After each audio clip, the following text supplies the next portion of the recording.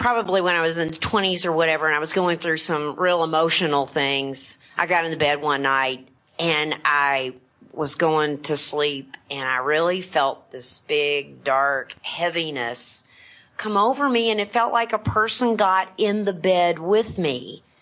And it was extremely frightening. Now, granted, yeah, I know what you're going to say, because I was going through a lot of emotional issues.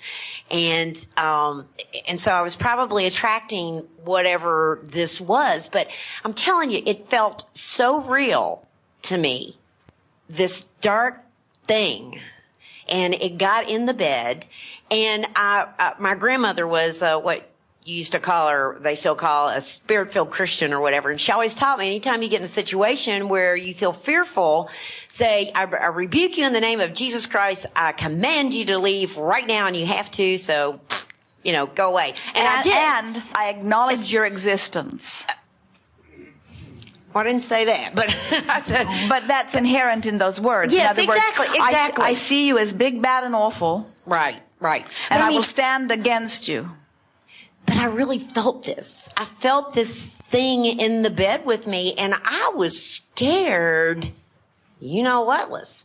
I mean, I was like, oh my God, the boogeyman does it, and here he is. And so, I just started repeating, I rebuke you in the name of Jesus Christ. I command you to leave immediately. And he left.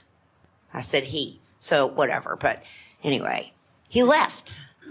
Of course, I sat up all night with the lights on and talking to everybody on the phone and getting everybody out of bed all night long, because I was really petrified with it. And so I kind of reflect back on that when... Let's bring this round to what we're talking about. Okay. So what we are saying to you is, so your grandmother had taught you what to do when you meet an evil force. Yes. Or what you perceive to be. Yes. And you believed in what she said and practiced it often enough that you knew exactly what to say. So just like taking the pill when you are wanting to recover from sickness, you had a known antidote ready and offered it, and your belief in its ability to work caused the sensation of whatever it was to lift from you. And you say, so I'm glad that I have this antidote or this remedy or this exorcism in my pocket because I can protect myself from whatever. And we say that is certainly one way of going about it, just like pills or medicine are one way about going about reclaiming your health. Mm-hmm. Anytime you want something and you offer a thought or an action that you believe will cause you to get the result that you want, you have, in essence, lined up energy. So that's one way of going about it. Another way of going about it is to acknowledge that only well-being abounds, and that if anything could crawl into bed with you like that, that it is a thought form. It's the spin-off of man's conscious thought. It's coagulated around you because of some worrisome thought that you were thinking. It doesn't have any power of its own. Next time you see it, you'll laugh and say, hi, how are you? And eventually you can come to the place where you'll say, I can't even remember experiencing anything like that. Esther remembers going to church as a little girl where they were having social activities and walking home in the dark.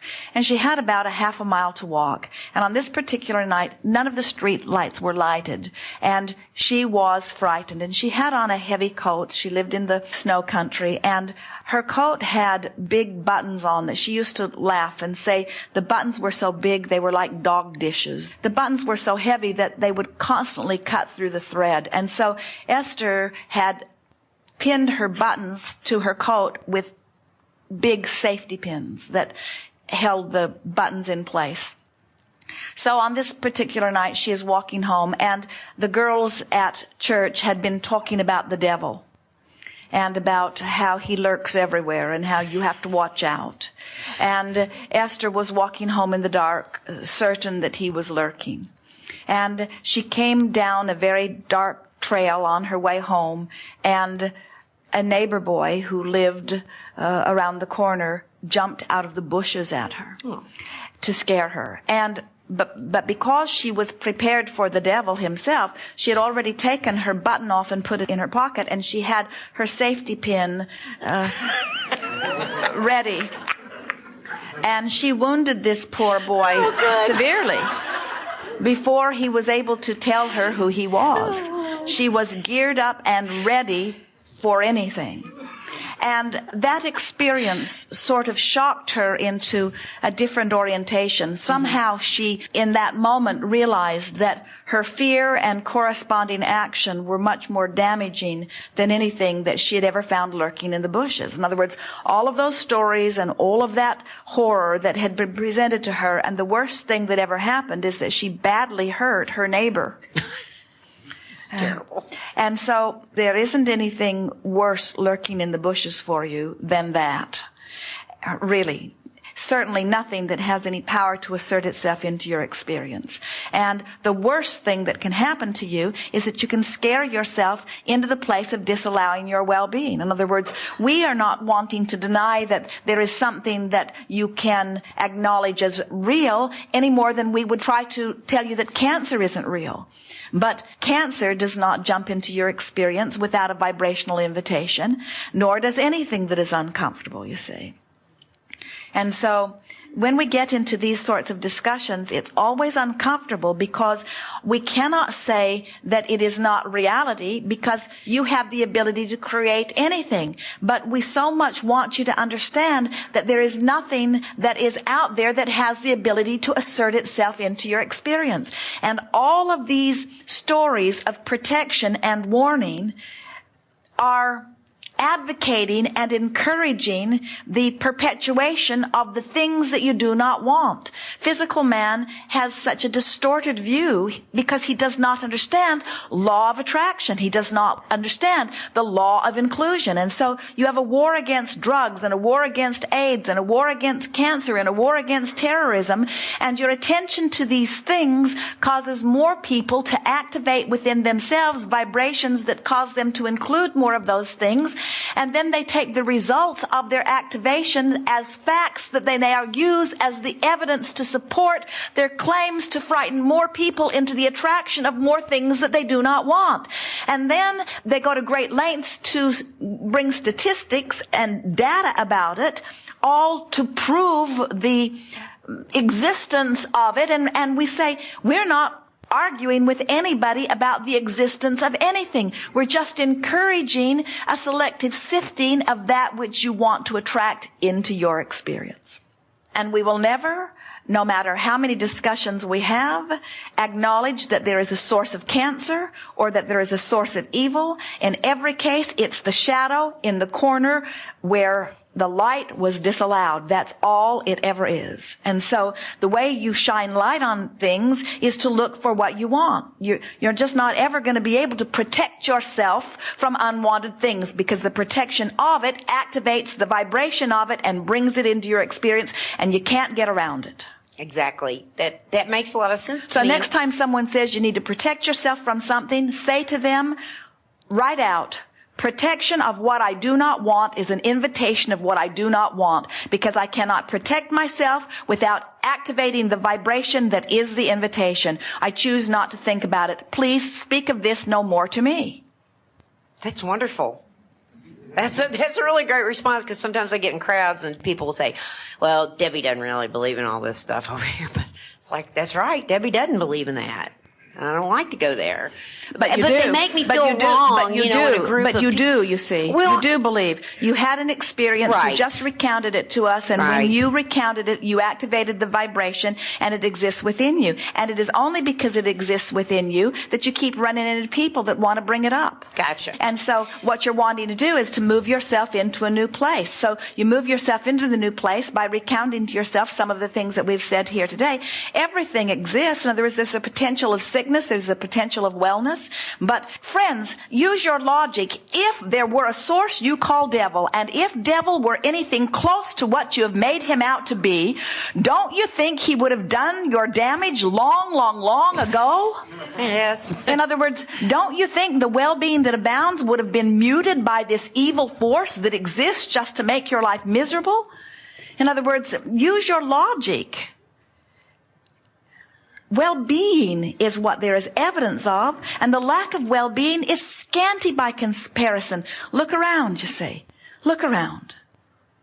Thank you. Yes, indeed.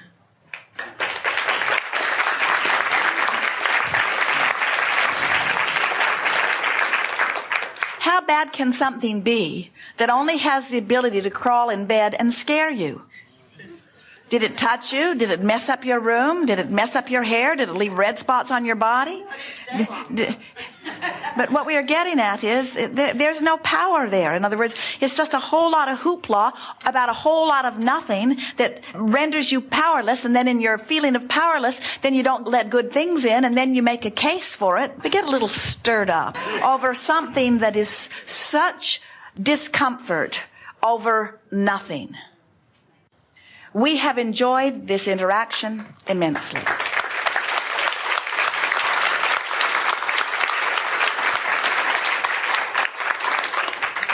It's wonderful to come together with those like you who are coming more and more in every day to understand who you are. We really make far too much of this. It's appropriate that you want to feel good, and it's normal that you do feel good, but it isn't wrong when you don't feel good.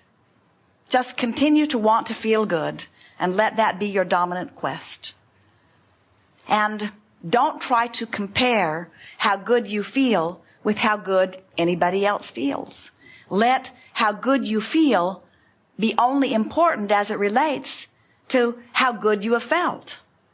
We want you to know that the releasing of resistance is the finding of relief, and that it is possible to find relief in every emotion. There is relief in anger from that feeling of despair. And there is relief in frustration from anger. And there is relief in hoping from doubting. And there is relief in knowing from believing. There is relief in joy and passion and ecstasy. And we want you to know that you will never achieve a state of emotion from which there is not more potential relief. There is no limit to how good we can become or how good we can feel. So just keep reaching for what feels good, and don't compare yourself to how good anybody else feels. And don't try to guide yourself from the outside in. Instead, make a determination that you're going to start guiding yourself from the inside out. And most of all, lighten up and be easy about it. We want you to approach this life in exactly the way you intended as you came forth. It's a creative vacation in which you intended to have a really good time. It's not an assigned project where you are supposed to do something. It's a creative adventure, and you get to decide every moment of the creation. We love watching you, and we love it when you allow yourself to feel the fullness of that which we are. You cannot diminish our experience by choosing a vibration that doesn't allow you to feel us, because we are part of your experience whether you know it or not. So don't do it for us. Do it for you. You are supposed to feel good. And when you do, you're having a successful moment. There is great love here for you.